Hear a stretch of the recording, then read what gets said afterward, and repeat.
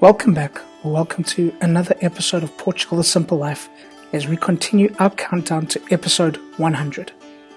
This week we take a look back at some of our most memorable conversations, and with almost 100 wonderful guests, it wasn't easy to narrow this down. But we tried to keep it simple, so enjoy a look back on what makes us all so very proud of Portugal. Hi. I'm glad to be here. I got loads of time, and I love doing these unexpected things. So, it's cool. And there is no better place to start than food. It comes up in almost every episode. Indulge yourself in these best bits from resident Proud of Portugal expert Ricardo Monteiro, popular Portuguese chef and restaurant owner Kiko Martins, 2 Michelin star chef Hans Nuna, vagabond chef Chacal, and award-winning pastry chef João Batalha. You know, food, the quality of the food in Portugal, the quality of the seafood, the quality of the fish is unparalleled in the world. I mean, there's no other country where you can find that. And the simplicity of our cuisine, I wouldn't even call it cuisine. It's just the way they work with the stuff. They boil the fish. They do not interfere with the stuff itself, you know. I don't know. I mean, it's simple and yet tasty and full and very well. If there is a definition of comfort food, that's Portuguese food, you know. And that's something, you know. Being able to have a proper meal for little money is something that is very peculiar to Portuguese culture. And I appreciate that. And then, when it's something important, we go and have lunch. When it's something important to celebrate, we have dinner. When it's a big meeting, after the big meeting, we have a meal. So food has been playing a role in our community for a long time. And I love this. I love to spend the time at the table with no phones, with less watches, with not seeing the time. And this is the thing that I like more.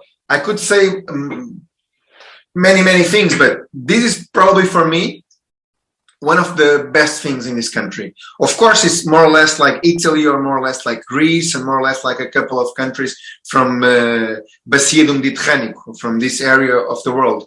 But as I was traveling around the world, I didn't saw that in India, I didn't saw that in China, I didn't saw that in Japan, I didn't saw that in many countries. And I feel that in Portugal. I think the food plays a very important role in our daily life. So that is something for me that is amazing.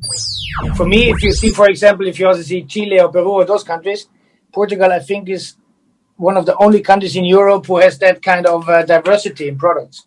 Because we are a very thin country and we're very long. So from the north to the south, you have also 10 or 15 degrees difference sometimes, you know, when it's really freezing in Porto, we still here have actually quite okay weather. So that's also the diversity. You get here from bananas, you get here anything. You can here also grow, I mean, a good friend of mine, he grows in the Alentejo, he grows all kind of Japanese citrus fruit, you know, from yuzu, from whatever, you name it. So the earth, I think, is very great here. And the diversity with the seafood, for a chef, it's an amazing place to be. Some things are depending the way they catch. I mean, they don't do with big trawlers. You know, that's the first step, that you don't have these huge boats where we do with all with huge nets. You take it all out together and you drop it all down. It's just not the quality when there's a guy with single line fishing. And I think mainly the Portuguese fishing industry is a very small industry. The industry is quite okay, but the boats are not that huge. And I think they're also down here. I see that on my fish dealing with my distributors, there's certain things you get at a certain time and then it's done. You know, and that's amazing. You know, there's laws. For sure, the law is also everywhere that you are not allowed to catch everything, but it's not everybody always living after it. So I think in Portugal, they treat that very well. So there's this certain time you eat the sardines, and then there's a certain time you eat that, and that. And that, I think, also makes the quality better, because the people take more care when they take it out. And quality of let's say a tamboril or whatever, when the liver is really fat, it's just 1 month or 2 months a year. Then they need their time to reproduce and grow. And I think in Portugal, they take very well care about that. I'm not as deep inside, and I don't know, but what I see on the quality of the fish I have, and I speak a lot to fishermen, and I've been out with fishermen several times by service hunting and whatever, and I see that they have a big respect for the sea. And the industry is not this super technically huge boats who boom, take everything. I think they are more carefully, and that's, I think, like the water is much colder than in the Mediterranean. This means a lot in decent seafood needs colder water than Caribbean waters. Or, when you've been to the Caribbean, I mean, it's beautiful there, but yeah, the seafood is...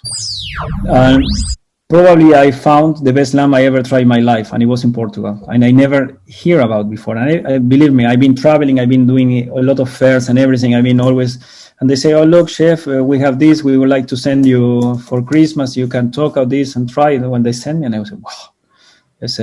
It was amazing. I mean, not New Zealand, no Irish, the best I ever tried. And they explain me because of the weather. That makes always a difference.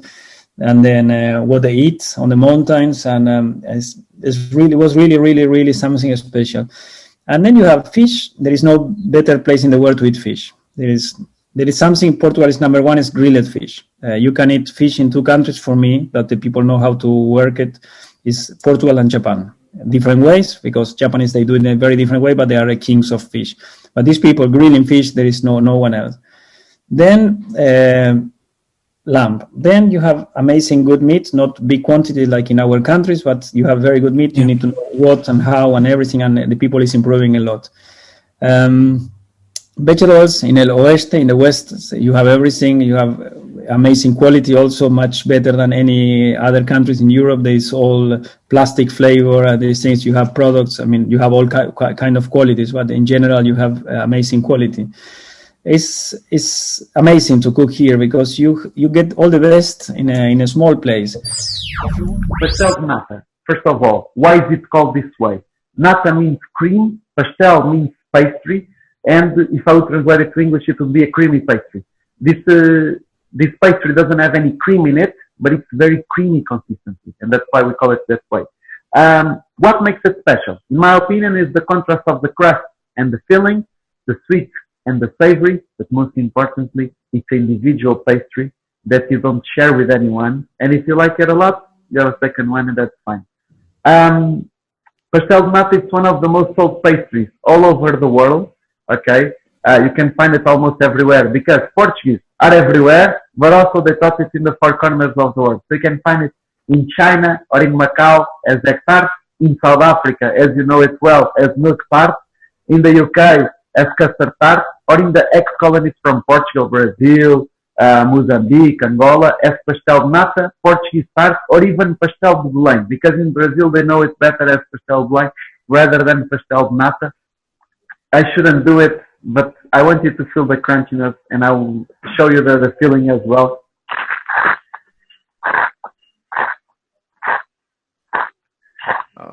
Incredible crunchy, the filling. Of course, no Portuguese meal is complete without Portuguese wine. And once again, it wasn't easy to narrow this down, but we'd look back on conversations with producer Thomas Lima Maya, presenter of the hit series The Wine Show, Joe Fattorini, and award-winning winemaker Anna Jorgensen. It's the same question. If you ask to a father which of his sons is the favorite, it's also always very difficult. It depends on your mood, what you're feeling like, what you are eating with the wine, so you open the bottle, and then the wine develops a lot from the beginning of the meal to the end of the meal, and even you get adapted to that flavor, to that taste, and this is what makes wine so interesting. It's really a nice experience to learn how to enjoy wine and to appreciate those very good wines. Burgundy, I love it. It's really nice wine, but unless you are drinking the very top end of Burgundy, for most purposes, go and drink white Portuguese Douro wines. Oak aged or not, Douro whites. They have that similar mid-weight, attractive fruit that works quite well with oak, that's really good for food matching, that everybody kind of gets on with. They're these perfect wines to generally entertain with. And a friend of mine, Sophia, Quinta della Rosa, she makes these white wines, and it's one of those things is my kind of go-to. You go, all right, make sure we've got a case of that because we can go and serve this when we need, kind of go-to wines. So I think those still wines gave people the confidence that they could go and play around. And then you look at, I remember 20 years ago going visiting Quintas dos Rocs, and he was experimenting with single grape varieties. And rather than just blending everything, people started to say, well, maybe we can play with some of these single grapes. Luis Pato did the same in sort of Bairrada. I think when regions realized that there was an interesting kind of proxy. So Alentejo, I think, it's enjoyed something of a revival because it suddenly said, we are sort of Italianate. And actually, Italian wines have a particular style. There tends to be there's real ripeness, but it's matched often by, quite a precise acidity about it. There's almost a slightly balsamic character sometimes. And Alentejo realized that they could do that really, really well. And so suddenly they sort of say, well, we're a little bit Italianate. And then suddenly people know which bucket to put you in. The one thing I think that people forget about Portugal, and this was where for a long time, and it's only now being recognised that it was a real global leader, was that Portugal was one of the first countries in the world to really understand the power of brand and appealing to a broader audience. The port houses did it. People tend to sort of tie into a port house. But actually, Mateus Rosé is one of the greatest wine innovations in history, and I stand by it. I think it's it's an extraordinary wine. It's introduced millions of people into the world of wine, but also brands like Periquita, where there's this consistency over time, and people say, I just quite like Periquita. I'm thinking about some Periquita, and really old historic kind of brand, but people sort of bought into the idea that it was a great thing just to have in the house. For me, Portugal is very interesting from a wine producing point of view for various reasons. History. We can start with history. There's a long history and culture in producing wine in Portugal. So there's this richness of tradition that is something that has been passed down from generation to generation. And like in our local villages, people still make their own little pot, like the pots behind me, of wine at home. There's that. Wine is interwoven in culture to a large extent. And I think that's quite special. Then there's, as you mentioned, the diversity of varieties. We have about, I think it's 250 indigenous varieties, which is the second most varieties in the country after Italy. Okay, hold on. So Portugal's got the second most grape varieties in the world. If I'm not mistaken. Okay, yeah. But it's up there. I mean, that's incredible. I don't know. Was that? I mean, I knew that we had a lot of. Yeah, I didn't know we had I knew we had a lot of varieties. I didn't know it was one of them for such a small place. It's amazing, really, the richness of that genetic diversity. And on top of that, we have such diverse terroir as well within the country. So this tiny country has so many different climates and soil types that you have such distinctive regions like the Vinhos Verdes, Alentejo, Douro, Adão, Bairrada, Lisboa. You could anything like under the moon pretty much, and there's really that, I think, aligned with this diversity of varieties, and a lot of times there's varieties that are specific to those regions, native to those regions. You have such a interesting and unique palette of options to explore. We are incredibly proud of Portugal's natural beauty, wildlife, and diversity. Listen to insights from Porto Protocol's Marta Mendonça, team leader of Rewilding Portugal Pedro Pina, ocean photographer Rachel Talibot, chair of UNESCO Biosphere Reserves Antonio Abreu, and wedding planner Olivia dos Santos. There is a place that it was not the first time I went there, but it's very recent to me, and it's one of the most striking views I've ever seen, not only in Portugal maybe, but which is in Castelo Rodrigo, Figueira de Castelo Rodrigo, north of Portugal. And one of the reasons why I like it has a lot to do with the reason why I like Alentejo. I love silence. I love pure silence. And I love a landscape that you can't see the end of it. And when you go to the castle in Figueira de Castelo Rodrigo, in Portugal, because there's a similar name in Spain, you get that. You get absolute silence and a view that has no end. And it's so beautiful. And it's a natural beauty. So it's not, because more and more I appreciate nature way more than cities. And this is pure nature, and it's so beautiful. Why is Portugal a simple life? If you choose to have a simple life, and if you choose to value what can be a simple life, you realize that, and this expression exists, that the best things in life are for free. Some might not be for free, but are far from it. If you want to go to the beach on a walk, or if you want to hug a tree, or go to a forest, or go to a park, or eat good food, seasonal, local, that's a simple life, and that's the best you can take out of life. It's not going to a shopping center or buying things or... Well, it's true. It's something that always being part of. So while I was growing up, nature was there. People understand it. People had a connection with it, and they have their rituals with it, and that's something that transpired to my education while I was growing up. And it's obviously there's influences from people in my family that show me that way. My grandfather, who was a shepherd, and I used to go with him and experience that, and the way that he spoke about the sheep and the grass and the forest in the mountain and how all of that relates to each other in very simple terms of someone who's not educated but understands it, obviously influenced me from early ages. Then with my father, again, my father is an agronomist, and he used to visit a lot of the farming projects around in the region, and then whenever I had a chance, I would go with him. And again, I felt the same connection and understanding of all of this network of living things around that influence each other through the eyes of someone who's an agronomist, and that sparks even further interest.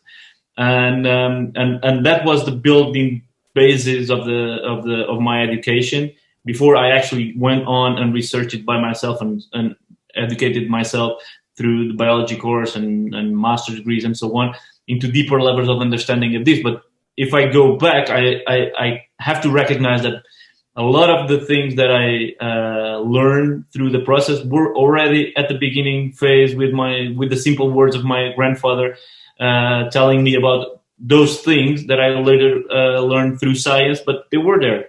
And it's different language talk about the same things. And everyone generally has that understanding. Sometimes not sparked up, so people are not really aware, but deep down inside they know it in a way. So that's the feeling that they got. And it's the feeling that I got when I still have the experiences with people around in this region that actually has that connection and can share it. You know, I love England too, but here it's, especially in the south where I live, it's very crowded, and you never really get that feeling that you've got away from society and being busy and, you know, the hectic nature of it. Whereas in Portugal, I just feel like, you know, you can go to a beach. One evening, I went to Praia de Gralha, which is, you'll know, in São Martino. And I went there just 2 weeks ago. I just went there one evening, and there was fog and there was nobody there. I had that whole beach completely to myself, which hardly ever happens here. And I just felt very at peace and very content to be in that beautiful place, just completely on my own. It was very special. And that's probably the thing I love most about Portugal. Okay, let me give you an example. Santana, Madeira. So there's a whole municipality that applied to be a UNESCO Biosphere Reserve. So they have the conservation function related with the coastal area, where they have this natural reserve of Rocha do Navio, a marine reserve. Then they have the laurel forest and the mountains with Natura 2000 and the natural park. So for this, the Biosphere Reserve is promoting and attracting international researchers that are investing in knowledge about local and endemic species, and with that providing information for the managers to better understand and protect the species. One of the species that is under this protection is an endangered seabird that only nests in the mountains of Madeira. It's called Zinus petrel. It's a petrel, but only a few dozens of couples. It was considered extinct until 68, last century. Then it was rediscovered, and now it's through the protection of the habitats, they are really expanding and getting out of the category of endangered. And why I'm using this species? Because currently there is a few youngsters that build up some tourism companies that are offering this unique experience of listening to this unique bird. It is quite an experience because they live in the sea. They just come to land for nesting, breeding. So they drill some holes in the ground in the higher mountains, but you don't see them because only at night they sing. I went back to all of those memories I had of Portugal just throughout the years, going back and forth between the UK and Portugal. But those first 2 years, really pivotal in just realizing how beautiful this country is. The garden by the sea analogy is completely correct. Like, it is so green, so lush, so extremely beautiful, and not enough people get married here, I don't think. In many of our episodes, we speak about these things that only happen in Portugal. Those characteristics that are uniquely Portuguese. Our Portugueseness. With once again Ricardo Monteiro, fashion designer Fatima Lopes, MMA fighter Pedro Carvalho, psychologist Alison Collis, London-based opera singer Laura Martins, and footballing legend Nuno Gomes. Because if there is one adjective that does not at all stick with Portuguese, is pretentiousness. We are absolutely unpretentious. We are a simple people. We exist through simplicity. You know, we boil everything down to its simplest expression. Look at the way we do cheese. Look at the way the French do cheese, and look at the way we do cheese, and you'll understand the difference. Okay. There is absolutely no, I mean, the less sophisticated the cheese in Portugal, the better it'll taste. You know, that's what it is. We just take everything and make it very, very simple. You know, even look at our architecture, by the way, something we didn't talk about. We are the only country in the world with 2 living Pritzkers. Award-winning Pritzker architects, Sotomore and Cisa Vieira. If you look at their architecture, there is one overriding characteristic. The buildings will be white, and you will understand where the windows and the doors are, and the walls. That's all. That's all there is to it, you know. And they are just absolutely beautiful in their simplicity. Absolutely beautiful in their simplicity. Mm. That's the way we are. Even though we invented the word Barocco, you know, Barocco means an imperfect pearl. It's a Portuguese word. That's where the word Baroque comes from. And even though when people think of Portugal, they think about the Baroque architecture of the Catholic churches, it's not at all what makes us. No. It's the small chapels, you know, out in the fields that, you know, that make the decor of the way we pray and live our religion. So 1 year ago, 1 year and a half, I celebrated 20 years of Paris Fashion Week, and it was the first time that I decided to be the Portuguese in Paris, because till then, I was the Portuguese fashion designer, but the international designer. So when I celebrated 20 years in Paris, so I did my first fashion show in the Portuguese embassy, and all the theme of the collection was Portugal. It was all about this Portuguese pride.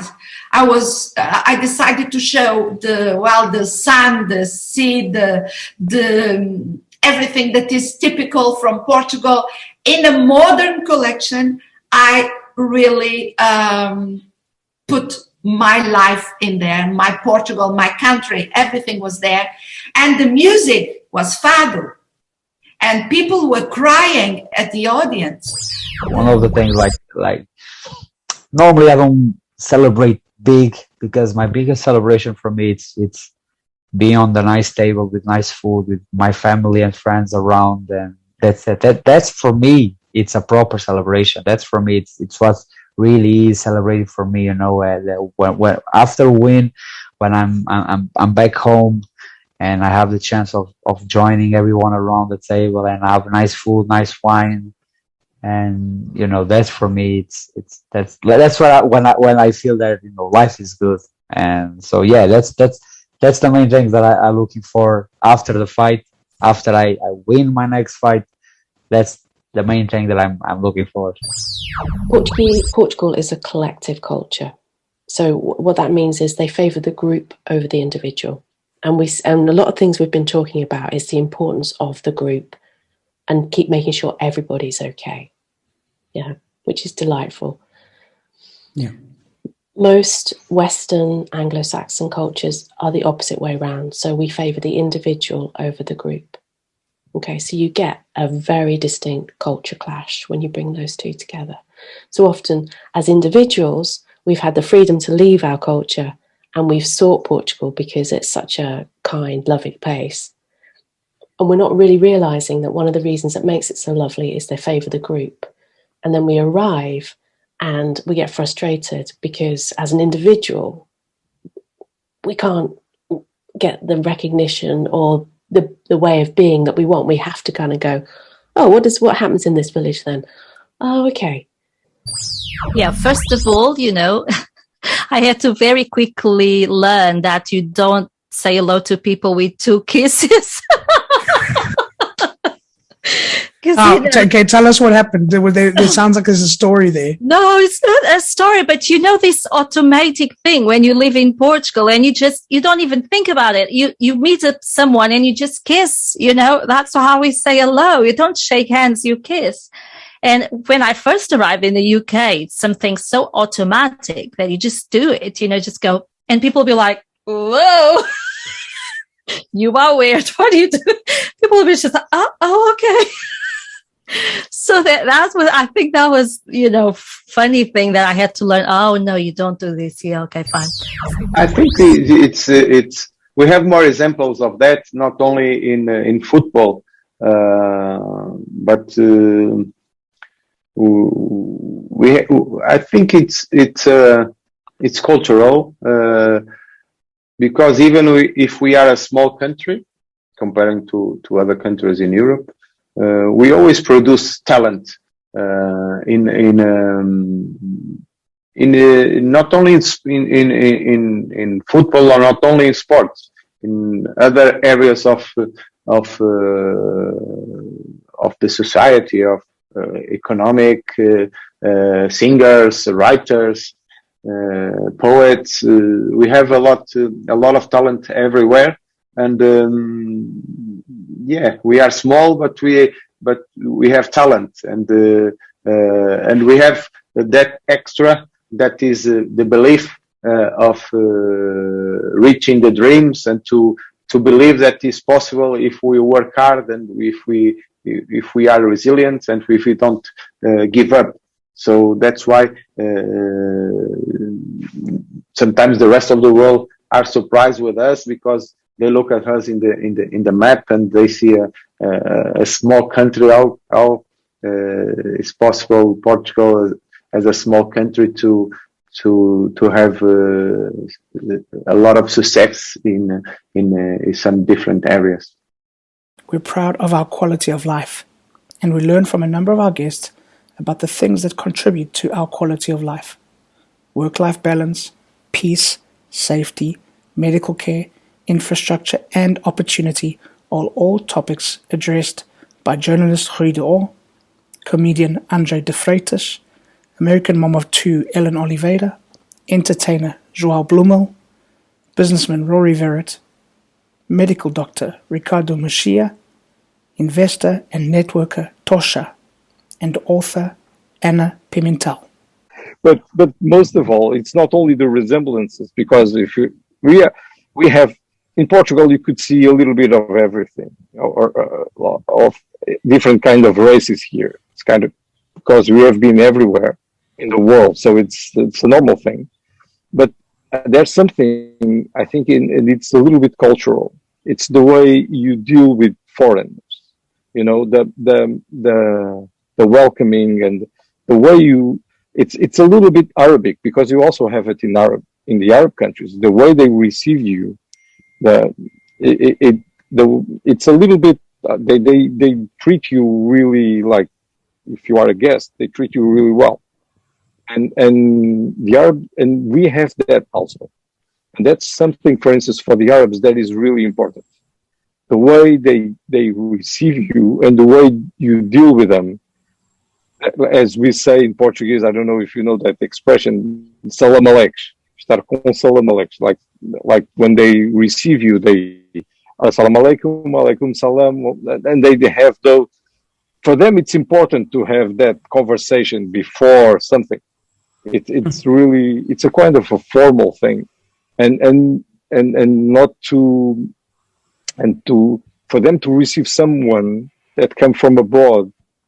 I could be a little bit unfair with some other people, but I think the Portuguese don't. That's a quality and a disadvantage also. Sometimes we don't take ourselves too important. We don't think that we are too important. So, and I think we for us to deal with other people, it helps you, because sometimes I don't think we are too arrogant, you know, and some things you should be more, but we are not. Dude, honestly, it's just chill. It's just the quality of life's pretty good. I mean, it's like you said, it's the simple life. I like that I wake up, I go to my little breakfast place, I get a croissant, a coffee, and an orange juice for €3. I go have my surf, I go ride. It's nice. It's just a nice life. And like Portugal is the type of place where like terrorists come on holiday. Like that's the way that I would, you know what I mean? Like mobsters come here to like retire and hide out. So it's just everyone kind of lives, and everyone's just, I think, very acceptive, like very, yeah, they just accept each other, and life's good. You can do whatever you want. Well, my biggest reason is actually my son, is the fact that I wanted him to be raised in a more peaceful environment.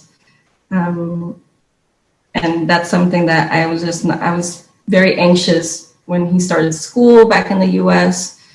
And it just, you know, my husband and I discussed it, and we decided that it would be best for us to plan a move somewhere else that we don't have to deal with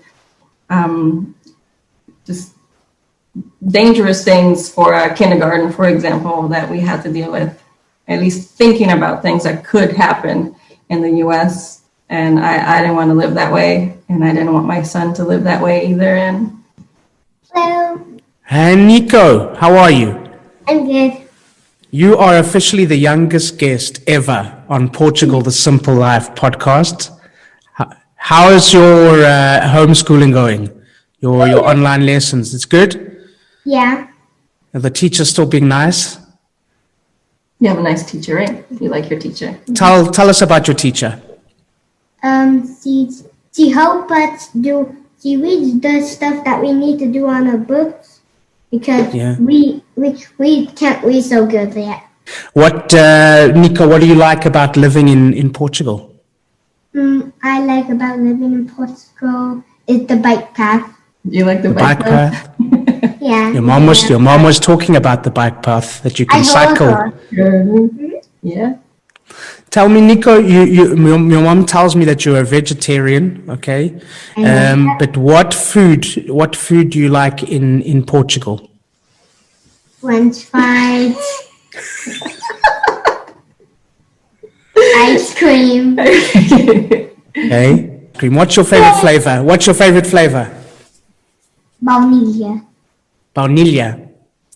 What's that in English? What's baunilha in English? You're forgetting English already. Vanilla. And have you learnt any Portuguese songs? Sim.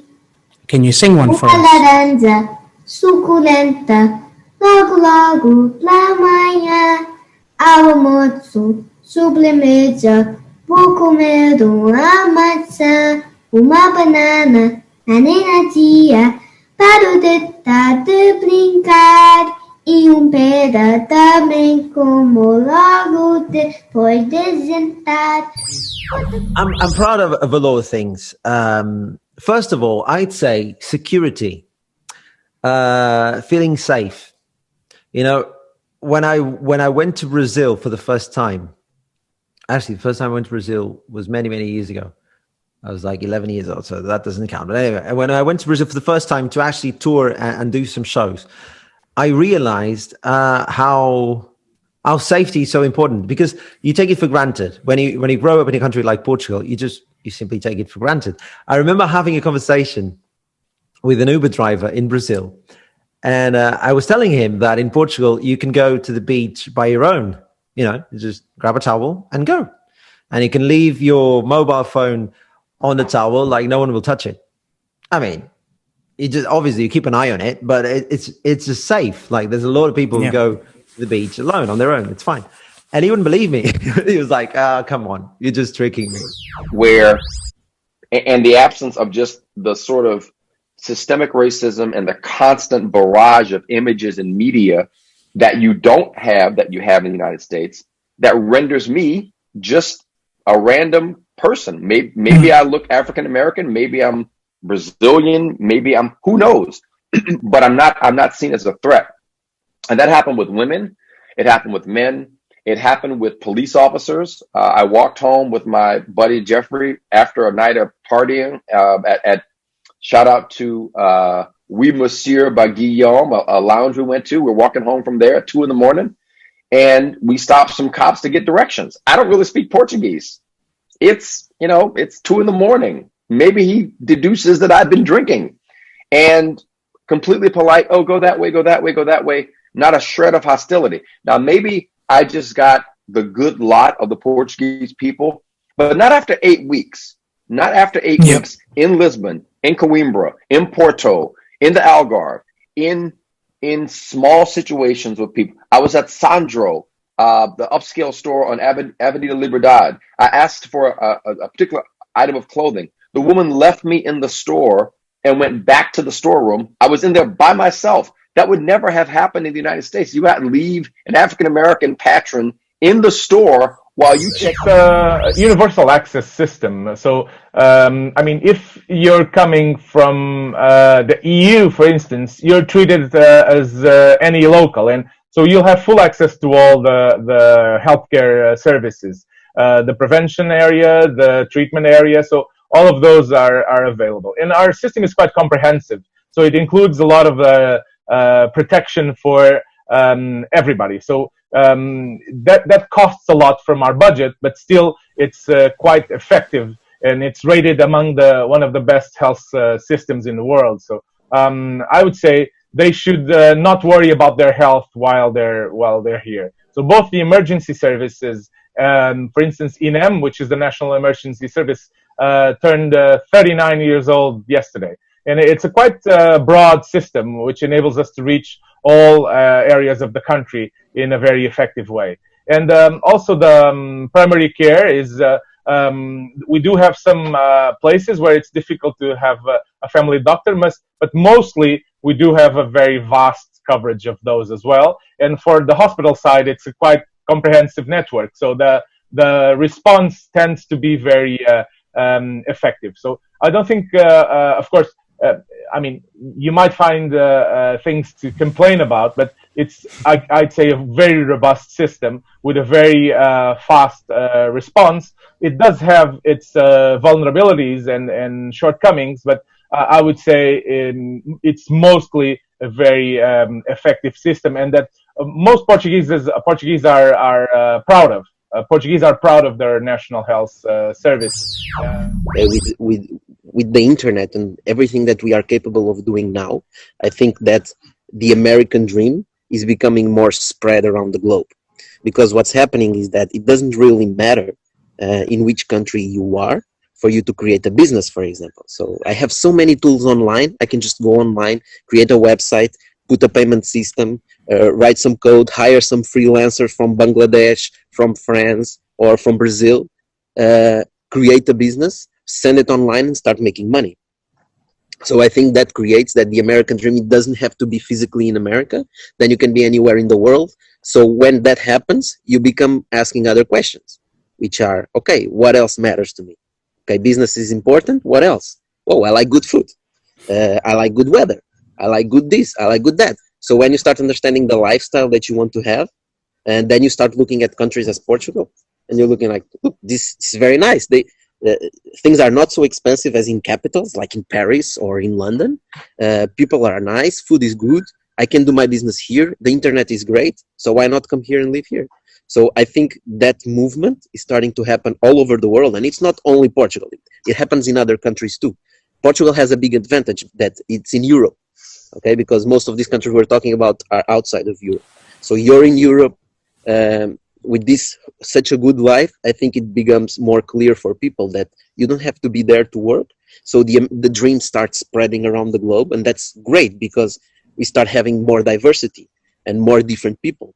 And then people start coming from other countries to this country, and from this country to other countries, and we start mixing. And all these great things that we can create, we start creating them together in networking, and everything becomes better. So I think the next, 20, 40 years of humanity are going to be very interesting on seeing that's spreading that dream. It doesn't have to be like, you don't have to be go to Silicon Valley to make a big company, etc. Actually, you're seeing some companies leaving Silicon Valley because they're understanding I don't have to be there. Right? So we have 5 unicorns with connections to Portugal. Okay. Connections, when I say connections, is they are founded by Portuguese and they have people and offices here in Portugal. Because as you know, Farfetch, as I said, has its headquarters in London, and the other 3 have in the United States, and only Fidzai as it's really headquarters in Portugal. Okay. So, well, they are 5 unicorns founded by Portuguese people with Portuguese talent, with Portuguese technology. And it's really good because, we are such a small country and we have 5 startups worth more than $1 billion. So it's amazing. Really we have more than Spain. Yes. And we love beating Spain. We love beating Spain. And finally, none of what makes us so proud of Portugal would be possible if it wasn't for the people. We hear about the beauty of the Portuguese people from big wave surfer Garrett McNamara, head of a charity organization Isabella Rosado, a Place in the Sun presenter Jasmine Harmon, American business owner Cherie Mitchell, and Portuguese celebrity Nilton. It's where there, it's one of the most special things about Portugal and I is it's like a love affair, a fairy tale. Like you have this amazing country, but kind of rough around the edges, and you just got to polish it up a little, and that's what they're doing. And you had me, maybe a little rough around the edges, but focused. Got my wife, and she polished me up, and boom, we got to. And so now, anywhere we go in Portugal, there's, people are like, Garrett McNamara, can I take a picture? Can I have an autograph? And it's special because it's not like, hey, you're cool, can I have your autograph? It's, hey, thank you for what you did for my country. And it's like this love, this amazing love affair I have with Portugal and the Portuguese. Portuguese and I are basically in love, for lack of a better word. And we are artists that create performance, especially for hospitals, especially for people that are maybe living the worst days of their life, but they need to be remembered that there's still space for hope. There's still space for laugh, for joy, and they have to concentrate themselves not in the part of the body that is healed, but in the part that is healthy and is with strength to move along and to fight for his life. And so for moments, we help them to forget that they are in a hospital, that they are healed, and they will focus on the way we sing so badly or we play so badly or the jokes that we do. And that for us is what we are looking for. And I think actually even the expats that were living in Portugal, living on the Algarve where I was, were, you know, they had a bit of the Portuguese way rubbed off on them as well, and everybody was really helpful. And you know, I was very young, I was very naive, very green. I'd never, you know, it was the first time I'd left home from my parents' house, and you know, although I was very excited and I thought I was, you know, very independent and things, when you move to another country, nothing can really prepare you for that. And so having lots of help from work colleagues and from people that I met, and even you know, just random people would say, oh look, I'll help you translate this, and I'll, you know, it was really lovely, and I felt very, very welcome when I arrived from everybody. It was really nice. People. Number 5 would definitely be just how amazing the Portuguese people are. So I think it may have been either TAP, or it may have even been the tourism board of Portugal that used to have the phrase com os braços abertos, like with your arms wide open. That's how they receive people, and it really does speak to your experience here as a tourist and as an expat living in Portugal, that you have a lot of support, as you've also alluded to earlier. And that makes a really big difference, because not every country is very welcoming of foreign guests, either tourists or expats. So to not automatically have that tension built in between the locals and the visitors is a really big benefit. And our clients definitely see it, because they're very well traveled. They've gone to many other places in Europe. And when they come to Portugal, they say, you know, people smile at you and they ask if you need help, and they go out of their way to try to speak English. The level of English here automatically was something that surprised me from the very beginning. As a former linguist and as someone who has knows firsthand the struggles of learning another language, to see how many people speak English so fluently without having even lived in English-speaking countries is amazing. And so that's one extra level of support that our clients from the US have when they come here. They don't have to struggle to ask for things or to be understood. We keep being, like I said, very cool.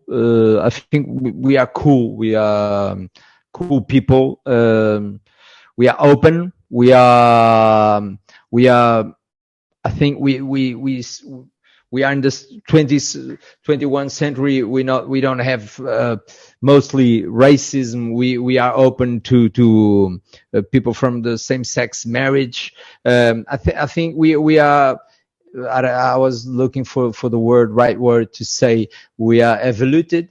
No, I don't know. Evolved. We are evolved country, and at the same time we keep the old things like gastronomy, like the architecture of some buildings, some places. So we have a good mixture. I mean, we have a good mixture as past and future, and it's a very nice place. And instead of ending with a rap, we close out this episode with one of Portugal's most iconic musicians, Rui Veloso, just for you, our listeners. So can you listen to this? Yep, sounds good. Okay, just a little bit, eh? Just a little bit, go for it. Quem vem atravessa o rio junto à Serra do Pilar, vê num velho casario. This is about Porto, right? Que se estende até ao mar. Quem te vê ao vir da ponte, as cascatas de São Joanina,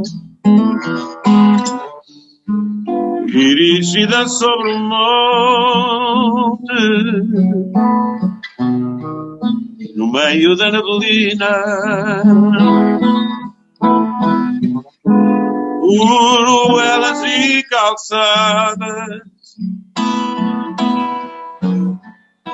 da Ribeira até à Foz, por pedras sujas e gastas, e lampiões tristes e sós. E esse teu ar grave e sério, no rosto de Cataria, que nos oculta um mistério dessa luz bela e sombria. Verde assim abandonado, nesse timbre padecendo, nesse teu jeito fechado,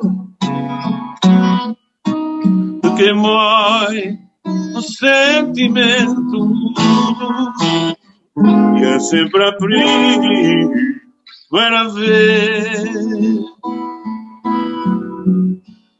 em cada regresso a casa,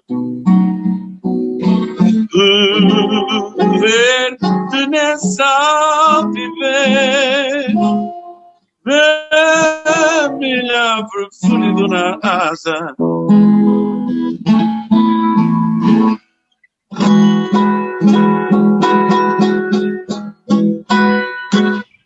Yeah. So thank you once again to all our incredible guests, and thank you to all of you for listening. Please subscribe, share, give us a thumbs up, and leave a comment or a review. We'd love to hear from you. Also, be sure to go back and listen to the full episodes that have been featured here. We'll be back next week with episode 100. Welcome to the Simple Life.